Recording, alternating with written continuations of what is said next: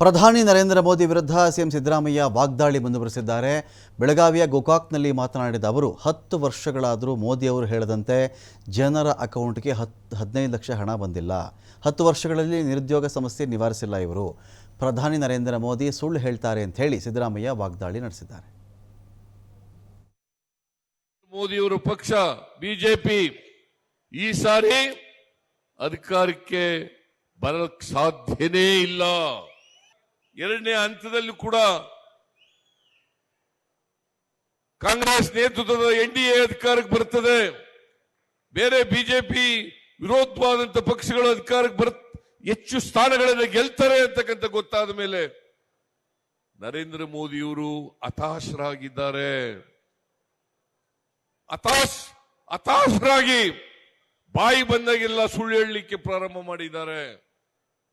ನರೇಂದ್ರ ಮೋದಿಜಿ, ನೀವು ಸುಳ್ಳು ಹೇಳಿದ್ರೆ ಎಷ್ಟು ವರ್ಷ ಜನರನ್ನ ದಾರಿ ತಪ್ಪಿಸಲಿಕ್ಕೆ ಸಾಧ್ಯ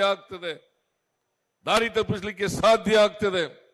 ನಿಮ್ಮ ಸುಳ್ಳನ್ನ ಯಾರು ಕೂಡ ಈ ಸಾರಿ ನಂಬಲ್ಲ. ಅವರು ಹೇಳ್ತಾರೆ ಒಂದು ಮಹಾ ಸುಳ್ಳು ಏನಪ್ಪಾ ಅಂತಂದ್ರೆ, ಹಿಂದುಳಿದವರು ದಲಿತರ ಮೀಸಲಾತಿಯನ್ನ ಕಿತ್ತು ಮುಸಲ್ಮಾನರಿಗೆ ಕೊಟ್ಬಿಡ್ತಾರೆ. ಇದು ಅತ್ಯಂತ ಹಸಿ ಸುಳ್ಳು. ಕಾಂಗ್ರೆಸ್ ಪಕ್ಷ ಯಾವತ್ತೂ ಕೂಡ ಮೀಸಲಾತಿ ಪರವಾಗಿದೆ. ಹೊರತು ಸಾಮಾಜಿಕ ನ್ಯಾಯದ ಪರವಾಗಿ 15 ಲಕ್ಷ ಅವರ ಅಕೌಂಟ್ಗೆ ಜಮಾ ಮಾಡ್ತೀನಿ ಅಂತ ಹೇಳಿದ್ರು.